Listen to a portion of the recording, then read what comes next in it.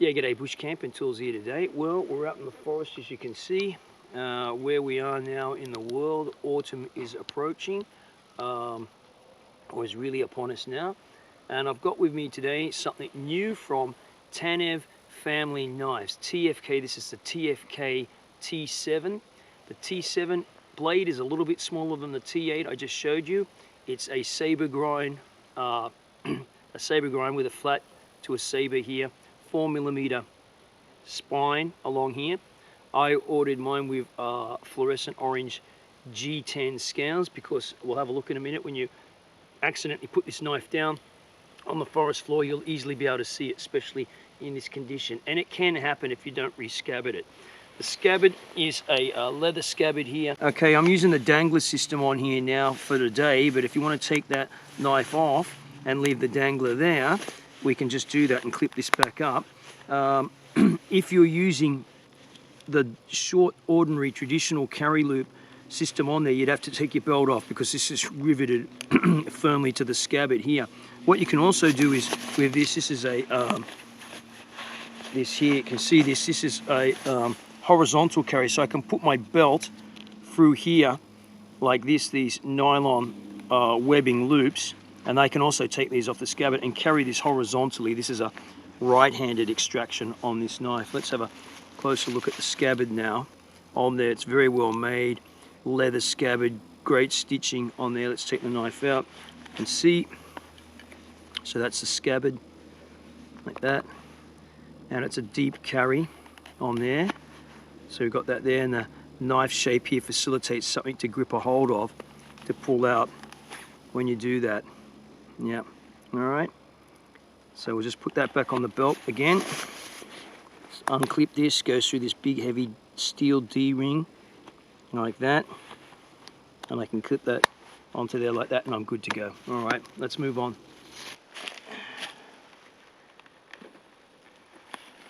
I'm going to get some birch bark here. Oh.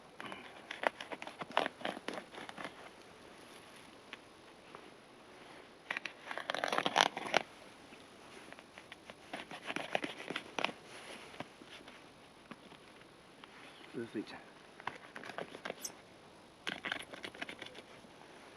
Leave that knotty bit behind.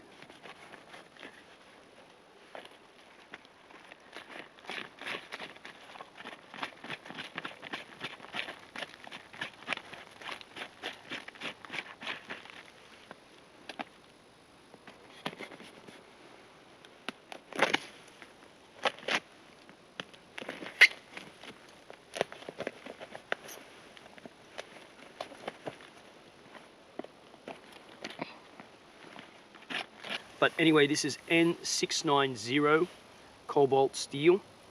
They've cryogenically treated it. It's got a Rockwell HRC of 58 to 60. Very comfortable, a little bit of jimping here, and deadly sharp. You just saw me gather a bit of birch bark here, cut some birch bark off this log. And anyway, we're gonna have a look at this, what I've been doing with it out in the wilds, so stick around.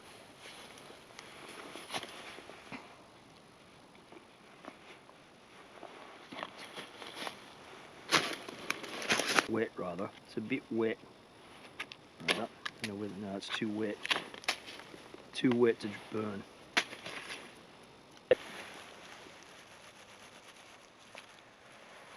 This guy here.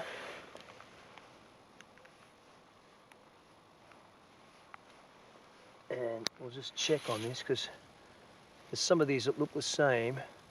Gotta make sure that I haven't made a mistake with this. Let's just see. No, this is a poisonous one, right? So the difference is there's one that looks like this, is Lactarius, but it's supposed to stain green, okay? And this has got a white milky sap. So this one is not edible, right? Okay.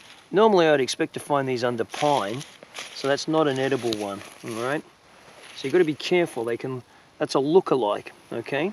That's a look-alike, all right? Let's move on. Just a bit of random wood, I don't know what it is, but might be a bit of old maple.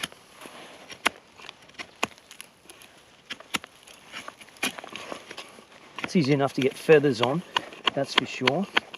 But I want to talk about this. I showed you this before. I dropped that accidentally out here, or I put it down to do something, and what happens is you can easily see this amongst the leaves. It really stands out. It's easy to find, and that's a good thing. I know you're meant to re-scabbard the knife, as they talk about all the time, but in this case, you know, it's important to be able to see it. Just to show you, it's got a good strong tip on this, and because of this flat butt end, this is not uncomfortable putting pressure on that.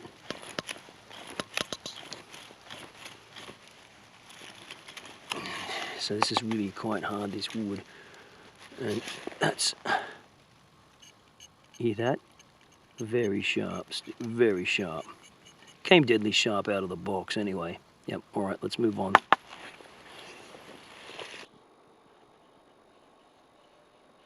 This is what I was talking about earlier on about wild dogs. You know, there are around out here, you can find them with the rustlers. Yeah, and I can hear a few barking now too.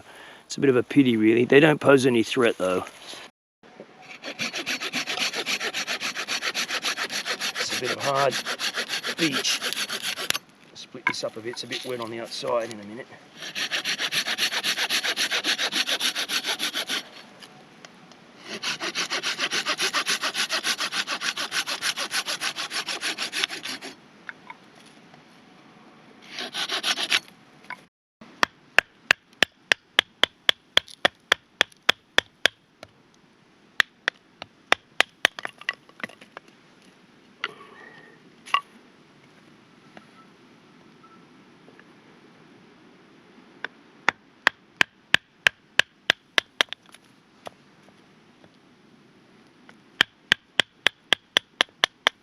I'm only doing this because it's wet on the outside, it's dry on the inside.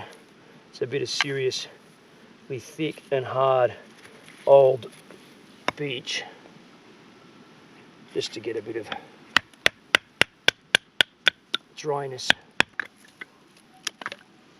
All right, let's move on.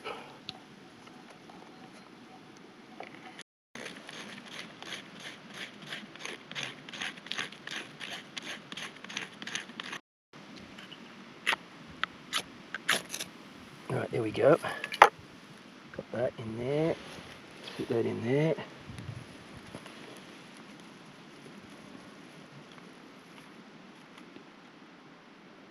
Okay, this is, yeah, this is what we're after.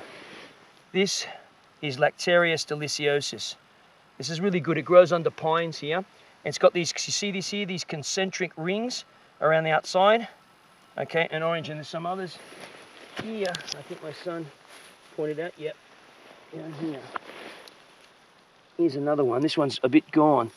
This one's gone now, I think, but yeah, this one's gone with maggots in it.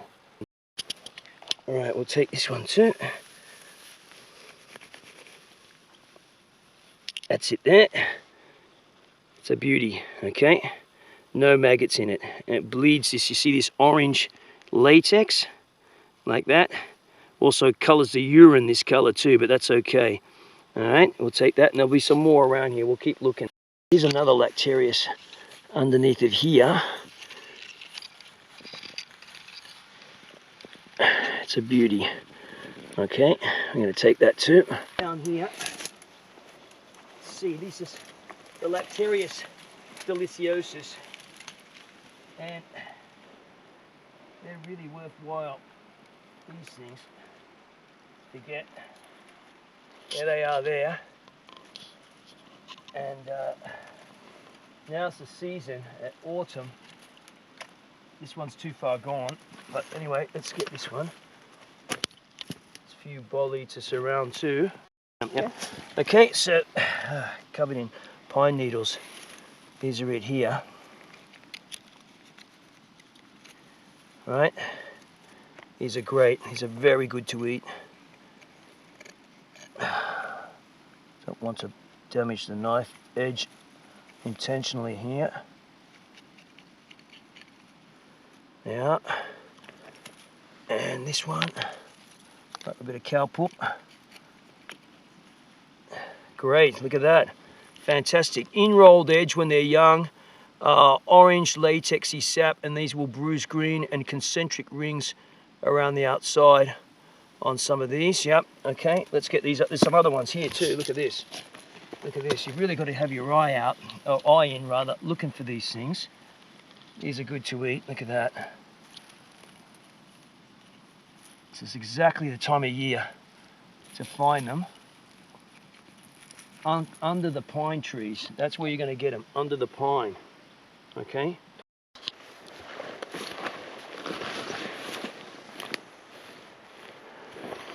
A lot of wild mushrooms around now at the moment.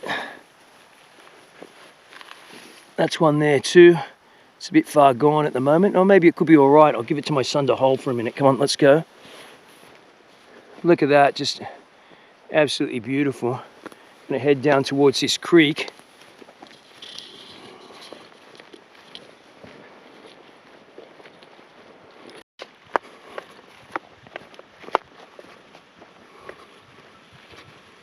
Okay, getting back into camp now. Just got a few good mushrooms. We'll get a few more in a bit. Now the good thing about N690 is it's quite corrosion resistant at 58, so I'm not worried about it. It's a good steel. Just been cutting up a few mushrooms. I want the knife clean because I'm going to cut some food up with it in a bit. All right, let's move on.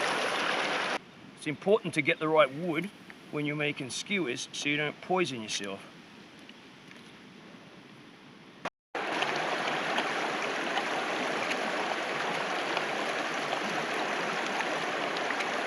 It's just a bit of old mountain conifer.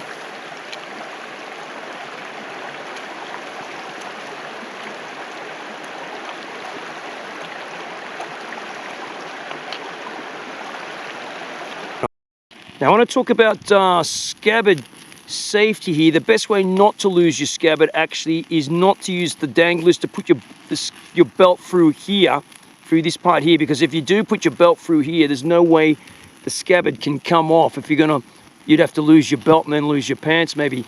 And I found walking around a lot of dense material because this is just this D-loop's really strong, but the dangler, it's okay to be used if you don't are going to brush up against things, because the press studs, let's have a look at, right, the press studs here, if you catch something on there, that can come undone like that, right? And even though they're quite solid press studs, you know, this is also where you've got to get in the habit of always checking to make sure you got your knife with you, right? Always feeling that your knife is there, okay?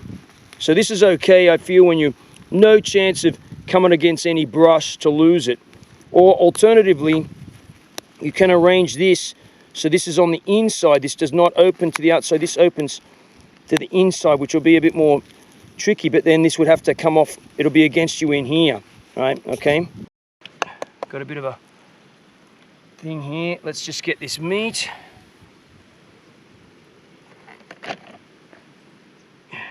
All right, let's have a look at this. Oh, look at that, perfect, perfect. Okay, I want to do the summary now on this, the TFK T7. There it is there, from Tanev Family Knives. I've had it out with me out here in the wilderness for a few days now, and we've been preparing barbecues with it, you know, doing a bit of feathering, carving some skewers, collecting birch bark, mushrooms, wild mushrooms, you know, using it for a little bit of light batoning. And what can I say? Well, it's a great knife for this kind of thing, for hiking and camping. Okay, so I've got mine with the blaze orange scales, and that's because if I drop it on the ground here or place it down on the ground, I'm going to be able to easily find it out here. I think it's a good thing. You know, you should always re-scabbard the knife, of course, in the scabbard, but sometimes you just don't do it, and when it's getting a bit dark, you know, light's fading now. Anyway, N690, as I said, from Bowler, stainless steel, martensitic stainless steel. It's a well-proven stainless steel. Useful drop point, sabre grind, jimping on there. What can I say? Fits my hand very well on there. It's comfortable in the reverse grip like this, and it's got a curvature in there, so when you're cutting flat, my elbow is down, right? You see my elbow is down, because if this was a straight handle, my elbow would be up, and it's a little less comfortable. So for longer tasks, it's a more comfortable thing. The elbow tends to be down like that. Yeah, anyway, TFK 7 from Tanev Family Knives. Totally recommend it. Bush camping tools here. Thanks for watching.